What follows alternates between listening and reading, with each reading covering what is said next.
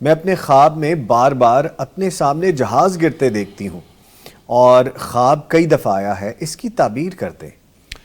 جہاز جو ہوتا ہے یہ بلندی کی یعنی ایک علامت ہے۔ جی۔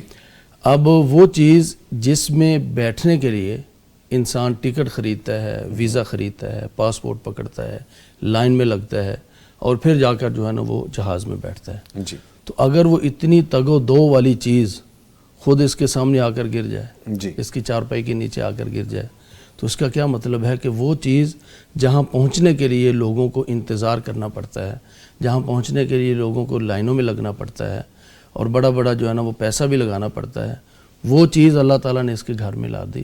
تو اس کا مطلب یہ ہے کہ کوئی بلندی والی چیز اور جس کے لیے لوگوں کو بہت زیادہ محنت کرنا پڑتی ہے، وہ اللہ تعالیٰ اس کے گھر میں لانے والا ہے۔ تو یہ پریشانی والا خواب نہیں ہے، بلکہ کوئی بلندی کی چیز اور ترقی والی چیز اس کے گھر میں آنے والی ہے۔ تو ان کے لیے یہ خواب اچھی خبر لائے گا انشاءاللہ، پریشانی والی بات نہیں۔